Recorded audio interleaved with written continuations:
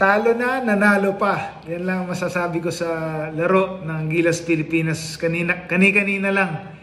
Dahil muntik na tayong ma-upset ng Saudi Arabia, pero Justin Brownlee happened once again. The Magic Brownlee came to the rescue once again at nanalo po tayo to avoid an upset sa score na 95-88 sa qualification to the quarterfinals ng FIBA Asia Cup para to earn the right to face two-time defending champion Australia. Medyo mahirap yan. Pero bago natin isipin yun, kumbaga, mag-reflect muna tayo sa napakagandang laro kanina sa Jeddah, Saudi Arabia.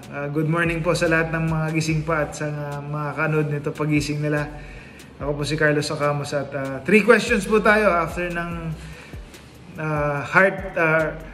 heart-stopping game ng Gilas Pilipinas kanina. Dahil yun nga, sabi ko nga, muntik na tayo matalo, pero yun nga, Justin Brownlee saved the day once again. So first question ko, pwede bang forever na lang na may Magic? Dahil like what I said, Justin Brownlee came to the rescue once again. The 37 years old na siya, pero maraming nagsabi kailangan na siyang palitan, but yet again he proved na siya pa rin ang gagawa para sa atin. Kumbaga, kung kailangan natin basket, bigay mo lang sa kanya at sa kanya siya na bahala. And yun, based on his stats, he scored 11 points in the fourth quarter. None bigger than that. Yung 3-pointer niya to tie the game and send the game into overtime.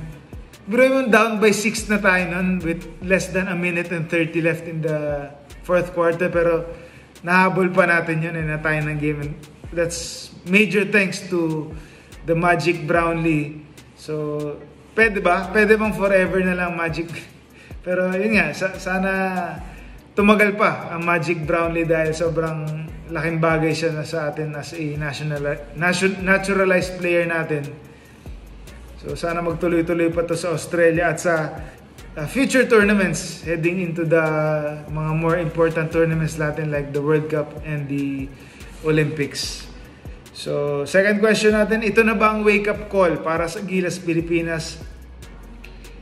Ang Gilas ranked 34 in the world.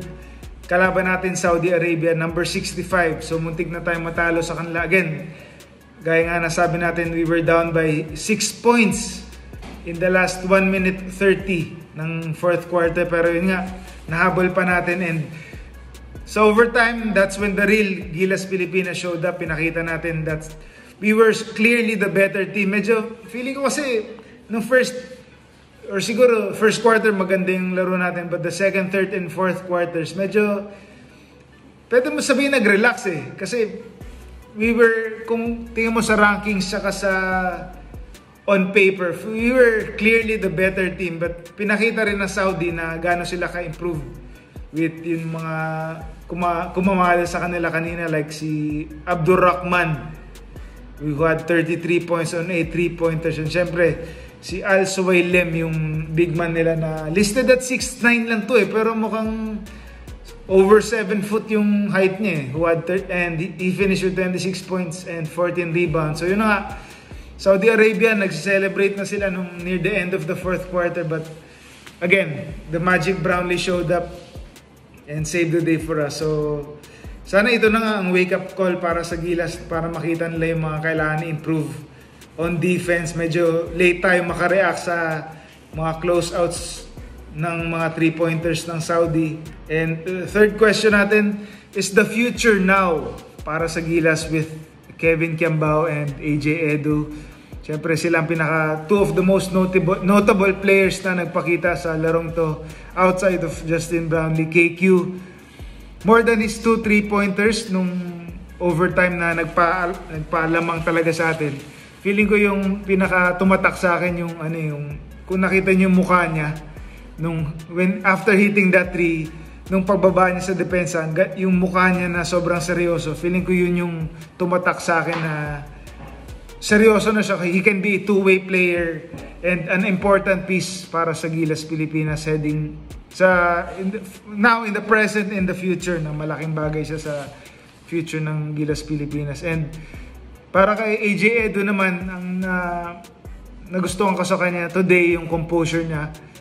yung bago yung tres ni Brownlee nung end of regulation, siya yung si AJ yung nakadikit sa atin ng 3 points ata yun with his fake with a nice catch down low, tapos naka-fake, tapos naka-reverse layup over that outstretched arms, saka yung long defense ni Al Suwailem. So yun, kung magtuloy-tuloy pa yung composure ni AJ Edu, malaking bagay para sa Gilas Pilipinas. So yun, feeling ko nga ito na, just give them more minutes and more experience, and makita natin na sila talaga ang future para sa Gilas Pilipinas.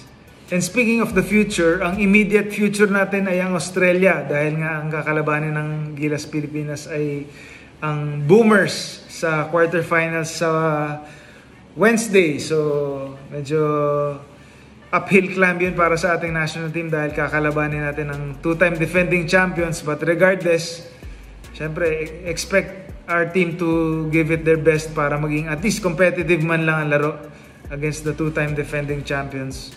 So let's continue to cheer our national team sa Jeddah, Saudi Arabia, sa itong FIBA Asia Cup 2025. Again, it's on Wednesday.